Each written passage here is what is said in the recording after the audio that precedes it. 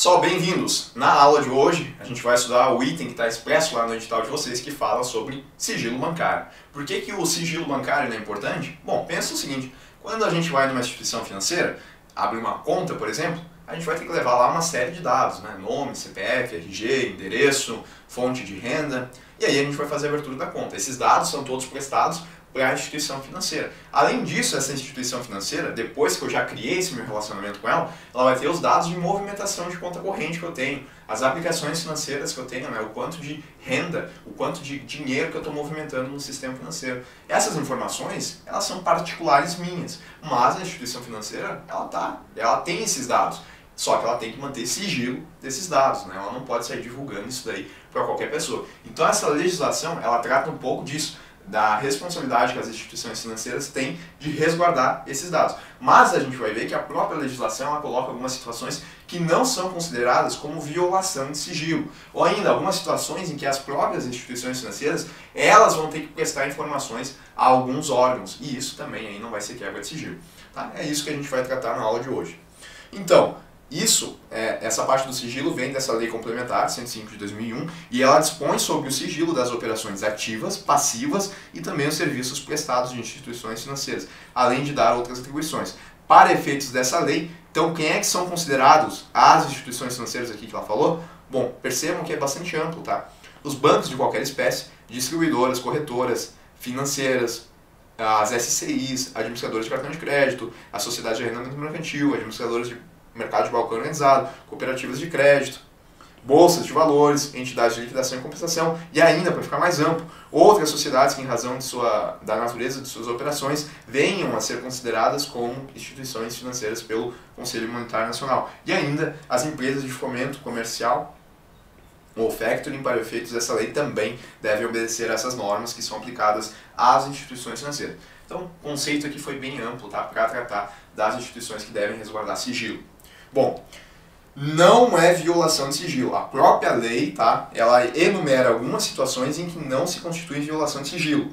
A troca de informações entre instituições financeiras para fins cadastrais, inclusive por intermédio de centrais de risco. Então, se a gente tiver duas instituições financeiras e elas estão trocando informações para fins cadastrais, com dados de cliente, não é considerado violação de sigilo.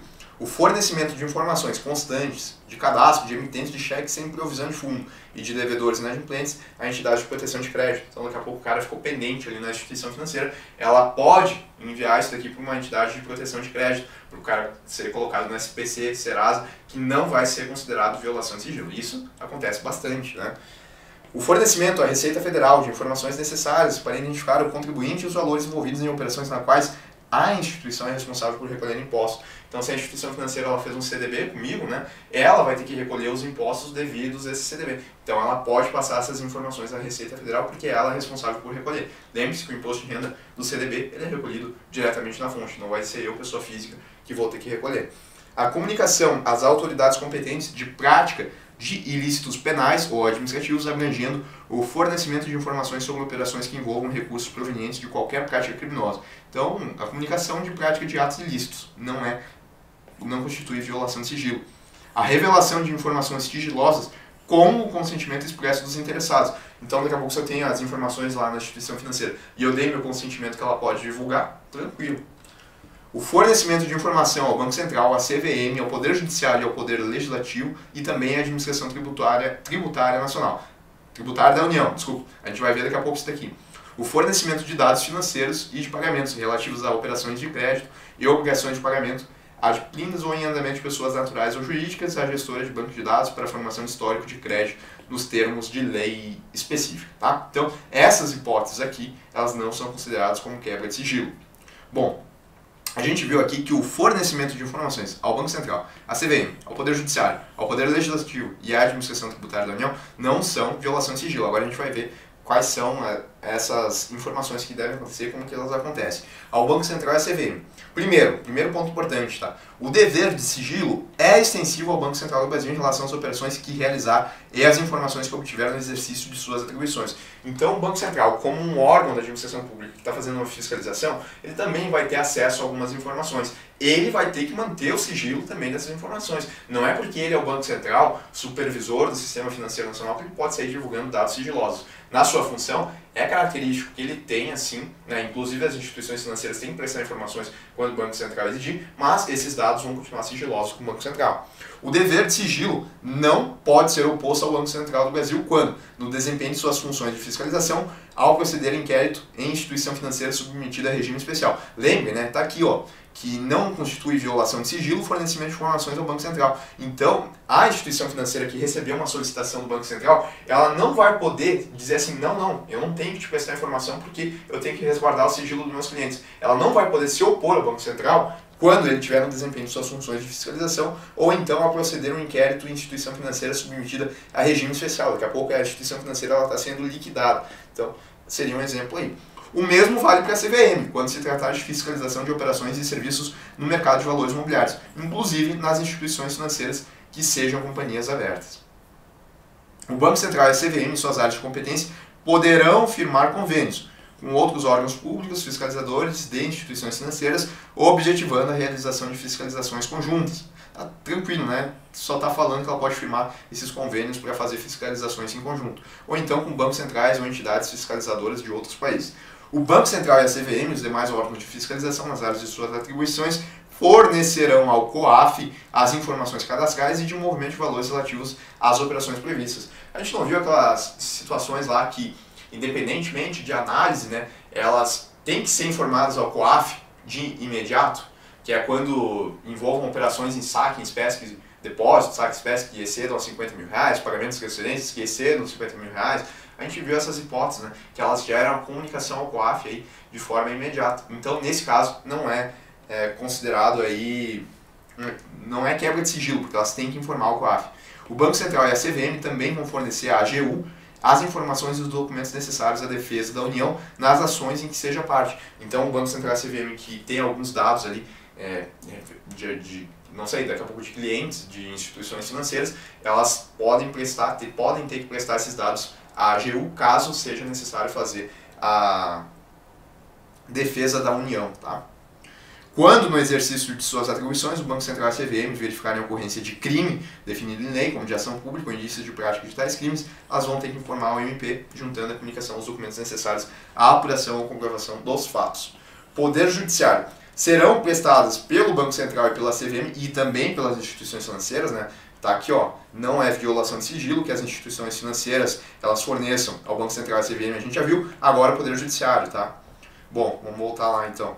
Mas não só as instituições financeiras, mas o Banco Central e a CVM também. As informações ordenadas pelo Poder Judiciário, preservado o seu caráter sigiloso, mediante acesso restrito às partes, que delas não poderão servir-se para fins estranhos à lide. Então daqui a pouco está acontecendo uma lide lá no Poder Judiciário, né? Um caso está acontecendo lá, um julgamento, enfim, e daqui a pouco o Poder Judiciário ele solicita dados sigilosos ao Banco Central, ou à CVM, ou a uma instituição financeira. Esses dados vão chegar ao Poder Judiciário, mas eles vão continuar sigilosos e não podem ser utilizados para outra situação que não aquele julgamento daquele caso.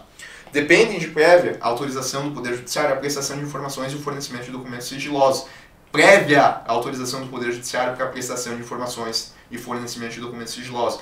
Prévia, lembrem disso. Solicitados por comissão de inquérito administrativo, destinada a apurar a responsabilidade do servidor público por infração praticada no exercício de suas atribuições, ou que tenha relação com as atribuições do cargo em que se encontra investido. Então só marquem aqui, tá? Se a gente tiver uma comissão de inquérito administrativo que ela está solicitando informações, primeiro a gente vai ter que ter uma prévia autorização do Poder Judiciário. É isso que diz aqui de forma resumida.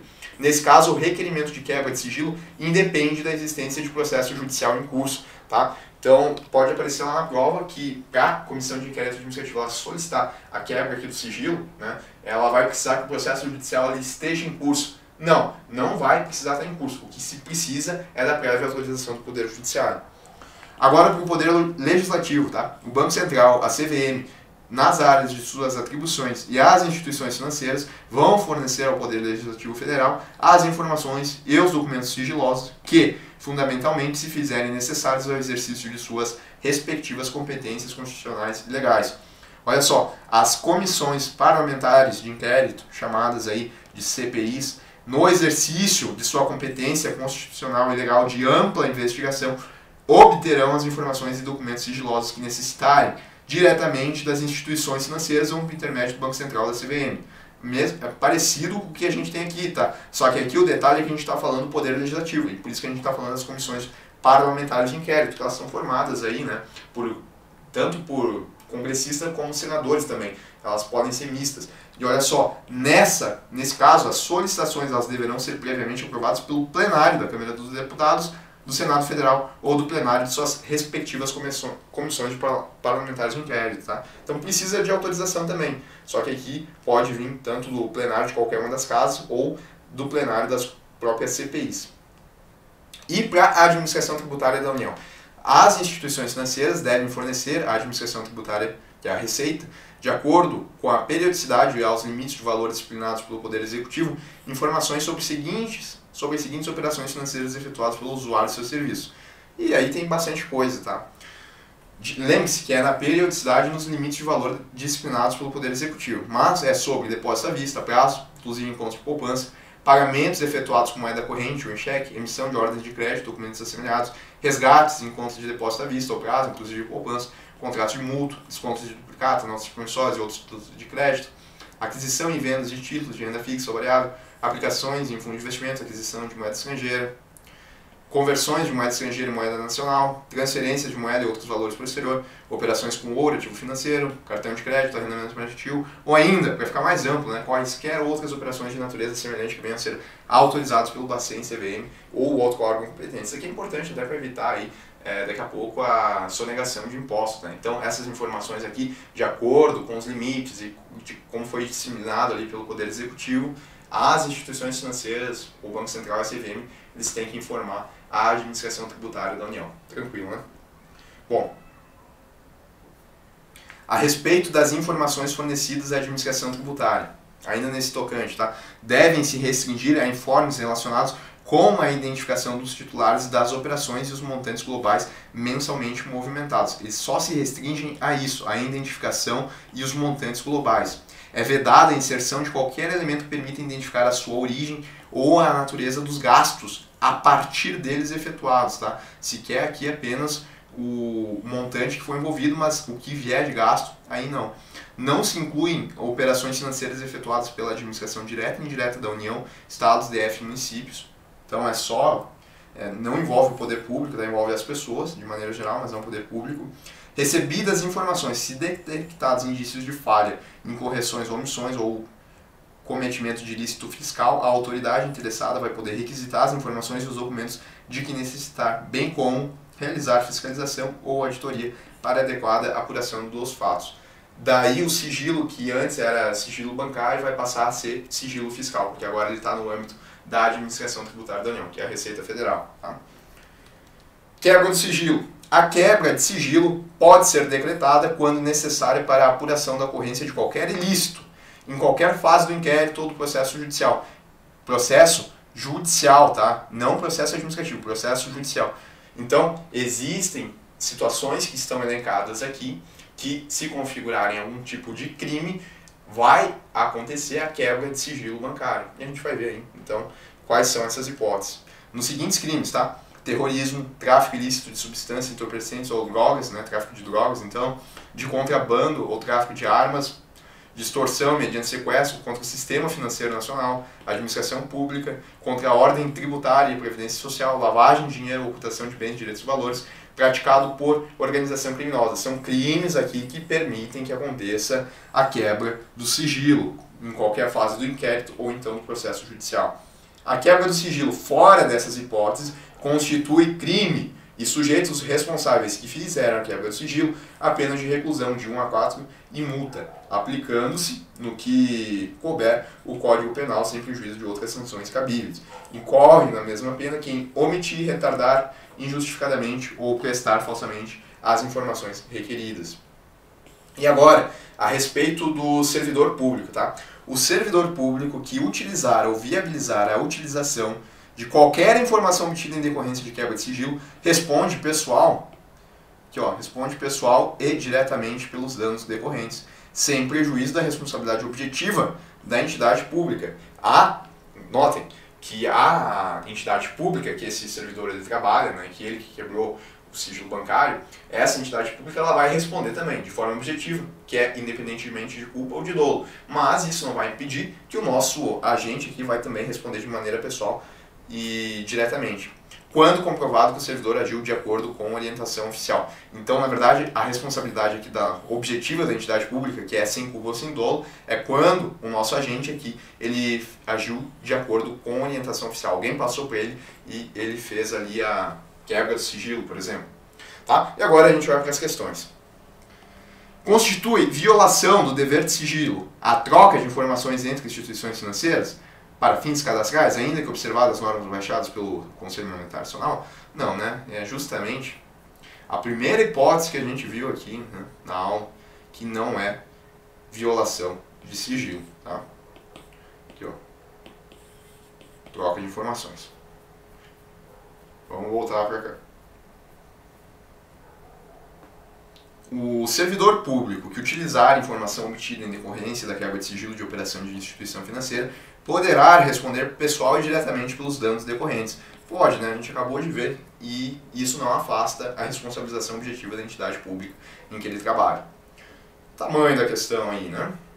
Senhor W é gerente da área do Banco B, tendo se especializado no setor de mercado de capitais e atuado no lançamento de diversas ações na Bolsa de Valores, sempre conseguindo bater suas metas diante da quantidade de clientes abonados e afetos ao risco que sua carteira possui. Sua área também atinge as operações diárias com oferecimento de consultoria e aplicações. Um dos seus clientes, atuando diretamente na Bolsa, sem sua intermediação, obtém ganho expressivo em uma única operação, o que gerou a abertura de inquérito administrativo pela CVM. Por força das relações pessoais, o responsável pelo inquérito solicita ao gerente W cópia das movimentações financeiras do investigado, nos termos da lei complementar, a CVM. Tá? Eu copiei aqui, né, de novo, mas enfim. Ela pode quebrar o sigilo bancário do aplicador em ações de mercado de capitais investigado? Será que a CVM, que é uma comissão aí de valores imobiliários responsável pelo âmbito administrativo, né, que a gente já falou algumas vezes, será que ela pode quebrar o sigilo? Não, tá? A CVM em si, ela não pode quebrar. Ela tem a obrigação, a gente viu ali em algumas situações, de prestar informações, mas ela quebrar o sigilo, ela não pode. Ela deve requerer diretamente à instituição financeira conveniada informações sobre operações bancárias do investigado. Não é diretamente, tá? Agora, aqui a letra C, sim. Ela vai ter que solicitar à autoridade judiciária competente o levantamento do sigilo do investigado. Aí sim, porque quem pode quebrar sigilo são as autoridades judiciárias.